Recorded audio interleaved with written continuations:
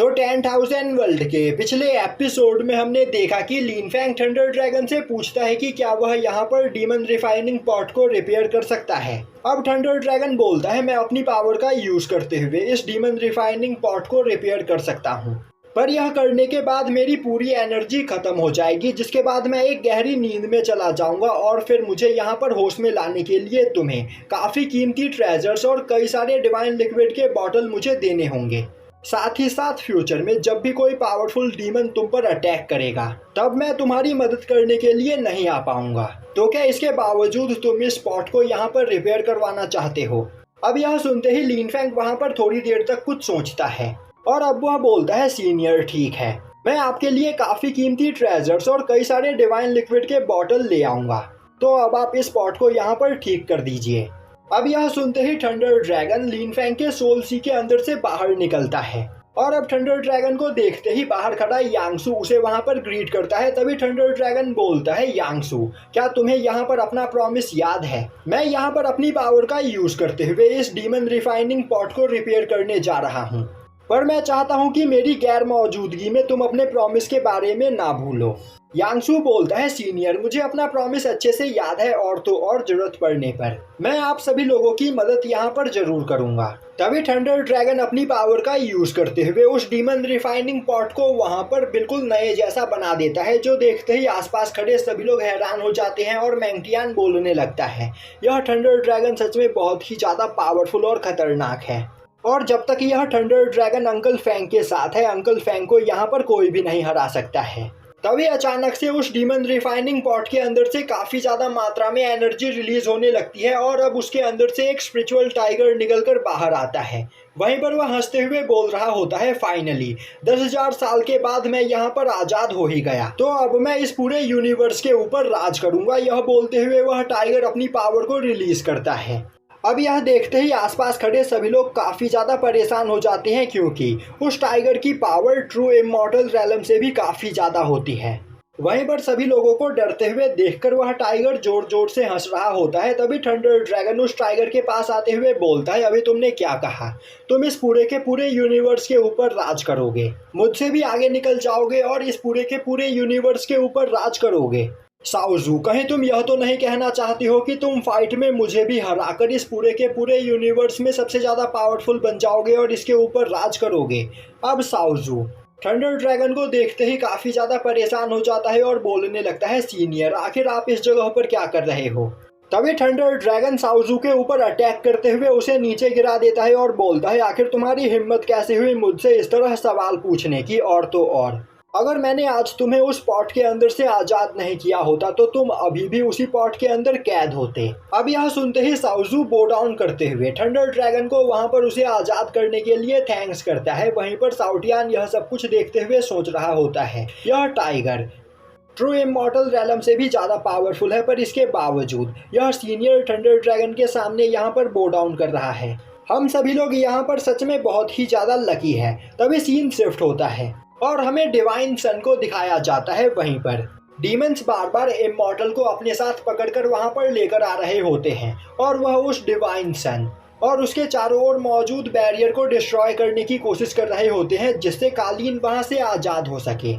अब एक इमॉर्टल काफ़ी तेजी से उस डिवाइन सन के ऊपर अटैक करने के लिए आगे बढ़ता है। तभी उस डिवाइन सन के अंदर से एक इमॉर्टल वॉरियर निकलकर बाहर आता है, पर तभी वह इमॉर्टल वहां पर अपनी बॉडी को सेल्फ डिस्ट्रक्ट कर लेता है, जिससे वहां पर एक बहुत बड़ा ब्लास्ट होता है, जिसकी पावर प्रेशर की वजह से वह इमॉर्टल वॉरियर भी डिस्ट्रॉय हो जाता है। और अब वहाँ पर डिवाइन सन की पावर पहले से काफ़ी ज़्यादा डिक्रीज हो चुकी होती है, जिस वजह से उस बैरियर के अंदर भी क्रैक्स आने लगते हैं। यह देखते ही तीनों क्लैन के लीडर्स काफ़ी ज़्यादा खुश होते हैं और अब वह कालीन के पास आते हुए उसे बोलते हैं मास्टर, फाइनली आप यहाँ पर आज़ाद होने वाले हो, बस हमें यहाँ पर थोड़ा सा और पावर पुश चाहिए, जिसके बाद यह बैरियर डिस्ट्रॉय हो जाएगा।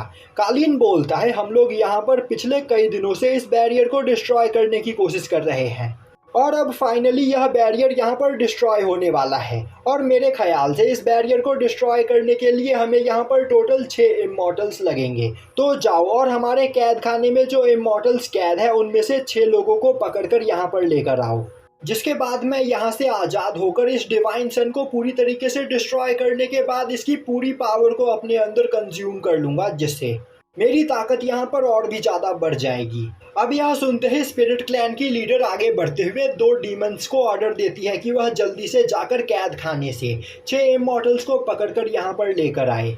यह सुनते ही वह डीमंस काफ़ी तेजी में अपने कैद खाने की ओर जाने लगते हैं। दूसरी ओर हमें दिखाया जाता है कि लिनफेंग अपने वॉइड पोर्टल का यूज़ करते हुए गॉड्स पैलेस से सीधा यांग फैमिली के मैंसन के पास आ जाता है। वहीं पर ब्लू यह सब कुछ देखकर काफ़ी ज़्यादा हैरान होता है और बोल रहा होता है, यह वॉइड पोर्टल सच में काफ़ी ज़्यादा खतरनाक चीज़ है। हमने यहाँ पर इतना लंबा रास्ता बस 1 सेकंड के अंदर ही कवर कर लिया।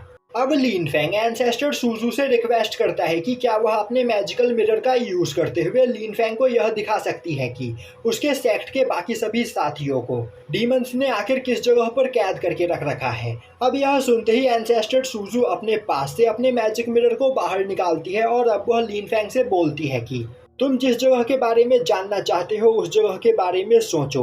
अब लिनफेंग जैसे ही अपने सभी दोस्तों के बारे में सोचता है, उसे मैजिक मिरर के अंदर वह कैद खाना दिखाई देने लगता है। तभी वह नोटिस करता है कि उस कैद खाने में मौजूद सभी इमॉर्टल डीमन ऑरा से इन्फेक्ट हो चुके होते हैं। तभी साउटियान बोलता है, मास्टर यहाँ पर कुछ गड़बड़ है। जब मैंने पिछली बार इस जगह को देखा था तो इस जगह में मौजूद सभी सेल के अंदर इमॉर्टल्स कैद थे, पर अब इस जगह पर बस 7 इमॉर्टल्स ही बचे हुए हैं। तो जरूर यहाँ पर कुछ गड़बड़ है। डीमन शायद से एक एक करके सभी इमॉर्टल्स को मार रहे हैं। अब यह सुनते ही मैंगटियान काफ़ी ज़्यादा घबरा जाता है और बोलने लगता है, अंकल फैंग, हमें जल्द से जल्द उस जगह पर चलकर चूलियान को बचाना चाहिए और अब हमें यहाँ पर थोड़ी सी भी देरी नहीं करनी चाहिए, वरना काफ़ी बड़ी प्रॉब्लम क्रिएट हो सकती है। यह सुनते ही लिनफेंग मैंगटियान को शांत करता है और अब वह अपने वॉइड पोर्टल को खोलते हुए उसके रास्ते सीधा उन सभी डीमंस के कैद खाने में पहुंच जाता है। दूसरी ओर हमें उन दोनों डीमंस को दिखाया जाता है जिन्हें स्पिरिट क्लैन की लीडर ने सभी लोगों को पकड़कर उस जगह पर ले जाने का ऑर्डर दिया होता है। तभी उनमें से एक डीमन आसमान में खुलते हुए पोर्टल को देखकर अपने साथी से बोलता है, मेरे ख्याल से वहाँ पर कुछ गड़बड़ है। तभी उसका साथी बोलता है, हमें अभी बस अपने मिशन पर ध्यान देना चाहिए और तो और बस एक बार मास्टर कालीन के आज़ाद हो जाने के बाद हमारी सभी प्रॉब्लम्स अपने आप ही सॉल्व हो जाएंगी।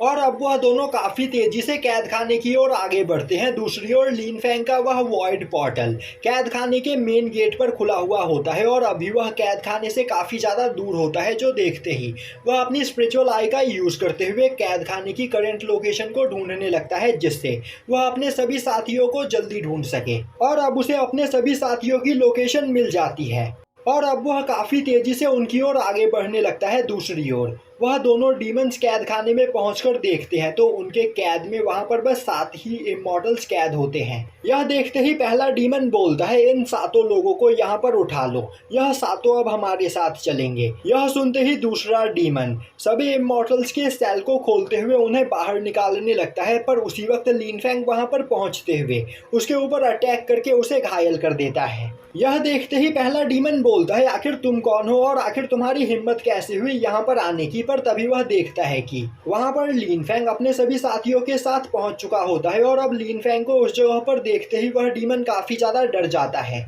और अब वह अपने पास से एक टोकन को बाहर निकालते हुए अपने सभी साथियों को यह इन्फॉर्मेशन देने लगता है। तभी लिनफेंग अटैक करते हुए पहले डीमन को मार देता है, जो देखते ही दूसरे डीमन की हालत खराब हो जाती है, पर लिनफेंग उसे इग्नोर करते हुए चूलियान के केज की ओर आगे बढ़ता है और अब वह अपनी पावर का यूज़ करते हुए उसे वहां से आज़ाद कराने की कोशिश करता है।